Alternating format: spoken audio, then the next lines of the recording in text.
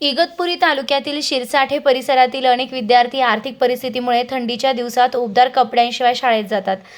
सामाजिक बांधिलकी जपत नमस्ते नाशिक फाउंडेशन नाशिक दरवर्षीप्रमाणे यंदाही स्वेटर व शैक्षणिक साहित्य वितरण उपक्रम राबविण्यात आला.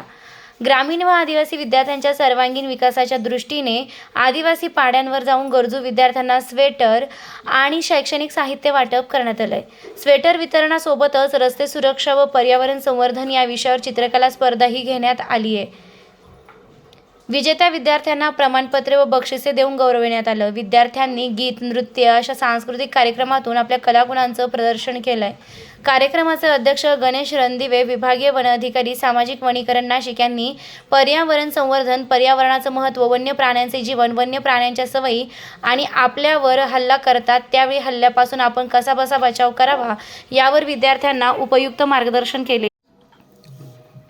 कार्यक्रमाचे प्रमुख पाहुणे प्रवीण सोनवणे, सहाय्यक मोटार वाहन नियंत्रक यांनी वाहतुकीचे नियम, हेल्मेटचे महत्त्व आणि इंधन बचतीबाबत विद्यार्थ्यांना माहिती दिली आहे. स्नेहल देव, अध्यक्षा नमस्ते नाशिक फाउंडेशन यांनी मूल्य, शिक्षण, शिस्त, व्यक्तिमत्व विकास आणि विद्यार्थ्यांनी स्वप्ने कशी मोठी ठेवावीत याबाबत प्रेरणादायी मार्गदर्शन केलं. स्नेहल देव यांच्या पुढाकारातून हा उपक्रम यशस्वीरित्या पार पाडला. सार्जंट संपत नाना पाटील, तिरंगा भरात, श्रीमती शारदा सोनवणे यांनी भारतीय सेना, एअरफोर्स आणि देशसेवेची माहिती देत विद्यार्थ्यांना प्रोत्साहित केलं. त्यांच्या हस्ते शाळेला स्मृतिचिन्ह देऊन प्रदान करण्यात आलंय.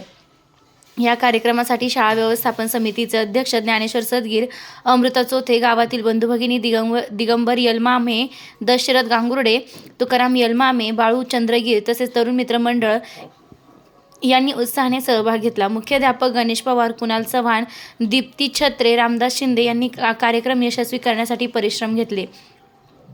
सूत्रसंचालन व आभार प्रदर्शन मधुकर धनगर यांनी केले. नमस्ते नाशिक फाउंडेशन जिथे कमी तिथे आम्ही शिरसाठे गावातील गरजू विद्यार्थ्यांना ऊब आणि शिक्षणाची साथ मिळवून देणारा हा उपक्रम सामाजिक संवेदनशीलतेचा सुंदर नमुना ठरला. रोखोक पोलीस टाइम्स न्यूजसाठी योगेश घोलप, मुख्य संपादक नाशिक.